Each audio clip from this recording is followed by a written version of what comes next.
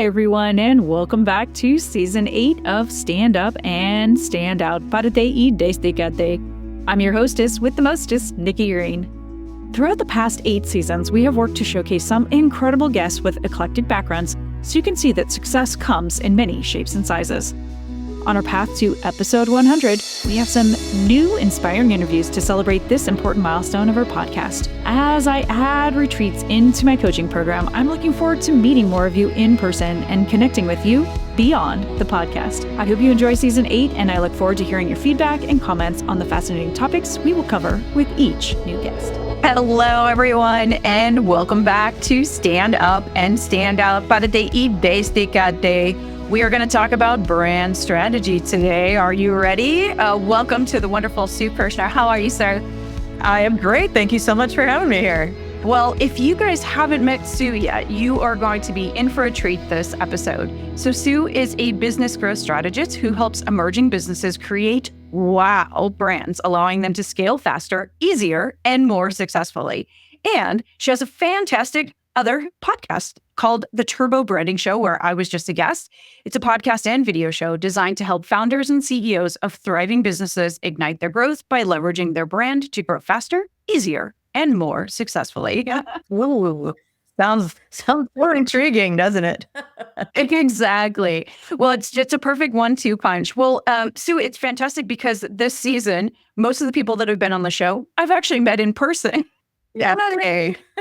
I love when that happens. Yes. Like we started this whole podcasting thing and we're mostly doing it virtual, but now it's really been this whole pivot where you and I are actually kind of local to Chicago, and we met at Aaron Marx's event. So maybe talk a little bit about your journey and share a little bit about who you are. Yeah. Thank you again for having me on. But I have kind of an interesting journey. I grew up in Latin America, went to middle school and high school there because my dad happened to work for Motorola, and they would send him around to different countries to start up a factory, build the factory from the ground up, hire people.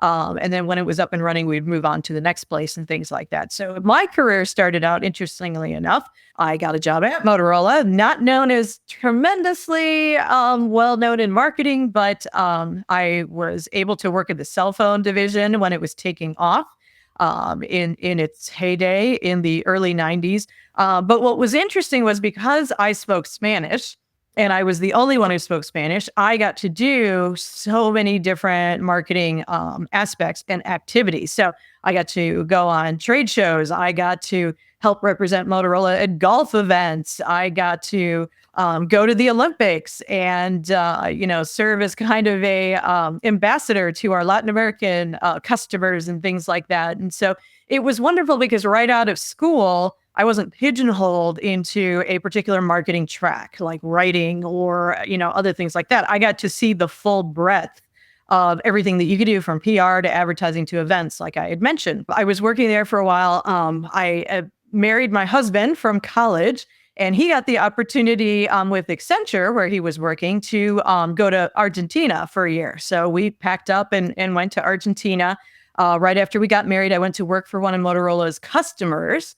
So that was wonderful and very eye-opening to see business on the other side. So when you're working for a large manufacturing company and then you go work for one of the distributors, and then you're like, oh, why aren't we as a manufacturer doing things like this? And, why aren't we giving more to these people and things like that? So that was exciting. But when I came back to the Chicagoland area, still working at Motorola in the two-way radio division, but what really kind of launched me into my entrepreneurial journey was Motorola decided at one point that they were going to consolidate all Latin American business, no matter which area you were in or which division you were in within Motorola. They were going to consolidate all of that in Florida. And I decided, I'm not interested in moving. I'm not going to Florida. I decided to go out on my own and get into consulting because Latin America was a hot market at the time. The economies were doing well, and so I helped U.S. companies take their products into Latin America and help them market them. So mostly working with tech companies and things like that. But it was fascinating to get to do those kinds of things where you get to travel and, help U.S. companies make a bigger impact with local businesses in country. and things like that. So, and I was able to travel all over Latin America, which was exciting. But eventually, good things come to an end. I got pregnant and decided that I didn't want to travel much to Latin America anymore. So, and that's when I started really honing in on, well, gosh, what do I want to do? And what am I good at? And, what aspect of marketing do I want to really focus in? And a friend of mine was working for an ad agency, and the owner of the ad agency wanted to start a branding firm, wanted to spin that off and roll that up. And she asked me if I wanted to come and join, and be one of the people who basically started the company. So I did, and it was fabulous. And we worked together for a year, creating the process and learning all about what customers needed with branding and things like that. But after a year, he decided to shut it down. He just didn't have enough, business or interest, or didn't have enough patience to let it really take off. So he decided to shut it down. But three of us who had been working together decided to go off and do our own consulting firm, which was wonderful. And so we had a company called Identity 3.0, back when Fast Company and everybody was into the 2.0 and 3.0, and we were, the next generation of branding kind of a thing. But it was a wonderful, wonderful experience. It was probably the most impactful for learning about business in general, because now I was, instead of just being kind of a freelance Latin American marketing agent or freelancer, I was now a partner, a managing partner at a consulting firm, and learning all about how do we launch this business. We're trying to sell branding to people who at that time still maybe didn't understand what branding was other than the logo. And it was a tremendous learning experience for not only how to be an owner of a business and how to be an entrepreneur, but then also how to sell this amorphous service called branding and brand strategy, and figure out who buys it and who doesn't and things like that. So after a number of years of doing that with my partners, we all eventually kind of, for various personal reasons, disbanded. And so then I went on to my next entrepreneurial phase and decided, you know what, I want to see if I can put my money where my mouth is and build a brand, right? Build my own brand. So I started an e-commerce company because, again, at the time, that was a hot thing. Anybody could start an e-commerce company and, sell products online. And it's a great entrepreneurial venture to get into and things like that. So I did. I had a company called Chocolate Cake Club, which we did not sell chocolate cake, believe it or not. What we did was we sold products to help families have more fun together. And what I was trying to get at with the brand was the feeling you get when you eat chocolate cake is like, oh, you're relaxed, you're loving it, you're indulging, you're maybe surrounded by family at a celebration or things like that.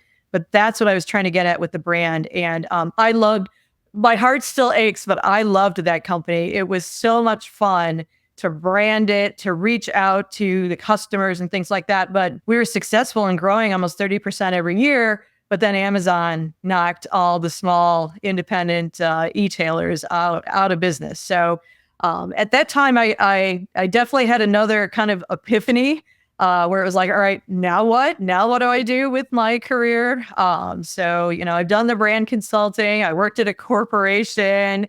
I've tried this e-commerce, what's next kind of a thing. But one thing I had learned about the e-commerce site was just because you build the site does not mean people will come. Right. So the biggest thing I learned from that was all about how to drive traffic to a website and how do you get into, digital marketing and the role of content and SEO and things like that. So again, I broadened my marketing toolbox by learning all of these different aspects of it. And it was interesting because then I was like, all right, well, I'll start another kind of agency or consulting firm around marketing. And social media was the biggest thing that people would open the door for me to say, yeah, we hate social media. We don't want to do it. We don't understand it. Can you come in and you help me?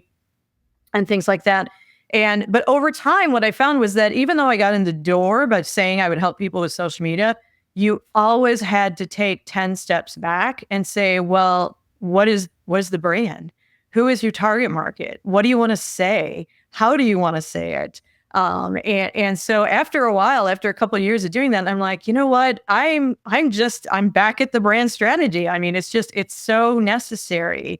to move forward with your marketing is to understand what the heck do I need to say about my company when I go forward. And so that then became my focus, and still is my focus today, is launching a company called Brand Strong Marketing. And I am absolutely passionate about helping businesses who are scaling to stay focused and improve their odds of surviving as an organization, just by focusing on the brand, just by, being able to say, I know who I am, I know who my target customer is, I know the value that we offer, I know how I'm positioned against the competition, and I know where to spend my money on marketing so that I'm not wasting anything. That's just become kind of a passion of mine. Is, growing businesses need three things. They need customers, they need employees, and they need capital. And the brand helps you get all three of those things. And so if I can help a business owner to identify that and succeed, I'm excited. I love it. It's such a great thing. And it's so funny when, we meet people and we have parallel stories or these moments in time that we have similar pivots and similar experiences, which set us on the paths that we end up taking. I love that, your time, even in Argentina, gave you a different perspective of the time, growing up in Latin America. And I think a similar thing happened to me as I was working at Cisco. I worked a lot with their distribution channels. And so I would go travel to the distributors' warehouses and better understand how they were, reselling the products and services. And again, where we were falling short. So I could take those things back to headquarters and hopefully get some of the processes fixed. So I really love this. I think it's exciting to see all the different twists and turns in your career, but also how each thing built upon itself. And I think the way you help people now is absolutely, an echo of you go into these different businesses and saying, I took this leap. What else can I do? And just the travel piece, we talked about this on your show, but I'd love to hear it. You've been so many great places. What is your favorite place that you've gone to over all of your travels? Wow, that's a tough one. I think about the places that I would go back to, right? So, and sometimes the travel is the place itself. Other times the travel is the experience you are just having by who you're with and things like that. So, but I'll give you my two favorites. I absolutely adore Italy. My first trip there was wonderful. My parents were celebrating, I think it was their 40th anniversary. It was either that or their 60th birthday. But what they did, they love to travel and they're absolutely passionate about it, was they went and rented a villa in Tuscany. And so then they reached out to about 8 different couples and said, hey, we'll cover the cost of the location or of the lodging. If you can get yourself here, let's all just have fun in Italy. So it was absolutely fantastic because we were, spent a couple of days in Rome and visited and did the traditional Italian things, but just being in this villa in Tuscany, and we had a car and everyone would go off and do their own thing because there's so many places to go and explore and visit. And then at the end of the night, everyone would come back to the villa and you'd sit around playing dominoes and drinking limoncello and say, well, what did you do today? And where did you go? And what restaurant did you eat at for lunch? And, things like that. And it was absolutely fabulous. So I loved Italy. And then the other trip that I've taken, and again, I've lived almost everywhere that we've gone, but the other trip I took that I absolutely adored was Ireland. A lot of people told me Ireland's amazing, and I was like, oh, okay, it'll be nice. I've been to England, and that was lovely too. And but I was just blown away with how friendly the people were. With the green, the color green is different in that country, and I just had fun because it was my husband and I, and we took our son. He was in college. When we said we were going, he's like, well, you have to take me, kind of a thing. And my daughter was on a trip with a friend in Spain, so he was like, wait, if she gets to go to Spain, why don't I get to go somewhere in Europe? And so it turned into from a couple's trip to actually, including my son. But I have to tell you, it was taking just one of your kids on vacation by themselves is just an amazing experience, just because you get to spend so much more time or quality time with that kid, because that's it. That's the three of you. You're exploring together. And now we have a memory that's different than, maybe my daughter had because she went somewhere else. But it's just, we had a fantastic time. The food was fantastic. The singing in the pubs at night was fantastic. And just driving around and narrowly avoiding sheep on these tiny roads it was just all an adventure, and it was just absolutely stunning. So those are my two top travel picks. Italy is on our list for hopefully next year. So I'm excited. My boyfriend was stationed there while he was part of the Navy. So I'm excited. And some of my family is from Italy. And my other side of the family is from Ireland. So that's I've been there a couple of times through work and been able to explore a bit. But I do like that you talked about too, like the importance of family and our balance with work. And I remember when I moved from Chicago, I needed to get all my stuff from California to here, which is a very long drive. And I did not want to be in that U-Haul by myself for that long. And my mom kindly agreed to go with me. And we actually listened to podcasts. It was definitely a good experience and something I encourage other people to do with their adult kids. Well, I know you're working on a couple of new projects and you love helping your customers with their brands. So maybe talk a little bit about where your business is going, what you're seeing kind of economically, and some of the best strategies that you're implementing to help those customers grow. Well, yeah. So a lot of what I've been focusing on lately is clients who need to rebrand, right? So they've been around for a while. They've had some success. Now they have opportunities to grow, whether that's entering a new market or acquiring a competitor, or launching a new product or service. They have an opportunity to grow, and it's a time where they have to stop, reflect, and say, my gosh, we haven't updated our website since the day we opened our doors, and none of it is valid anymore. And we really need to make sure that we're creating a great first impression as we move forward and grow by having our brand story straight. So a lot of my clients they're coming to me and saying, okay, please, please, please, help us understand the competition, help us understand the target market, help us make our messaging way more relevant, because it's based on the brand promise that we're delivering, and the customer experience that's backing that up. So that's a lot of what I'm getting called for, but I'm also getting called for a lot, was a trend even prior to COVID, but especially during COVID, which is small businesses, as they're growing, they need more people, right? And there comes to a certain point where if you can't hire, I don't even have to say top talent, but if you can't even hire any talent to come in and help you grow, you're stuck. So I've had some clients come to me and say, we need to brand ourselves, but we need to brand ourselves to employees or potential employees, not to customers. So that's when I go in and I do pretty much the same process, but look at the company from the lens of how do we attract the right type of employee, and then how do we make sure they understand why we're such a great place to work. Because for small businesses, no one's ever heard of you, right? They're like, oh, I saw this ad or I saw this job posting on Indeed or on LinkedIn, but I've heard nothing about this company. I don't know anything about it and things like that.